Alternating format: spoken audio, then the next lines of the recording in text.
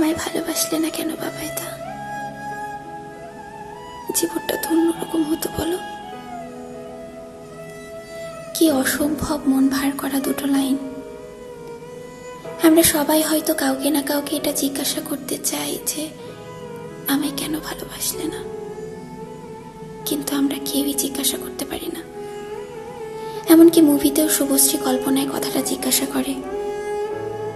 আসলে এই কথাটা কাউকেই জিজ্ঞাসা করা যায় না যে আমায় কেন ভালোবাসলে না।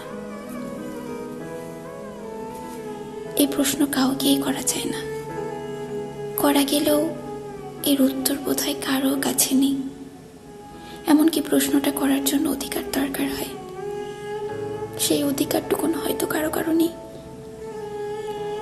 আমাদের সবার জীবনে এমন কেউ না কেউ ছিল কিংবা আছে যে আমাদের ভালোবাসলে আমাদের জীবনটা অন্যরকম হতো। বিষণ্ণ বিকেলগুলো কবিতা হয়ে উঠত। একটা রেল লাইনে হাঁটার সময় 1000 বছর বেঁচে থাকতে ইচ্ছে করত।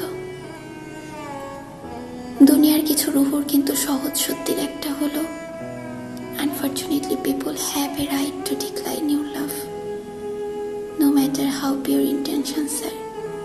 If you have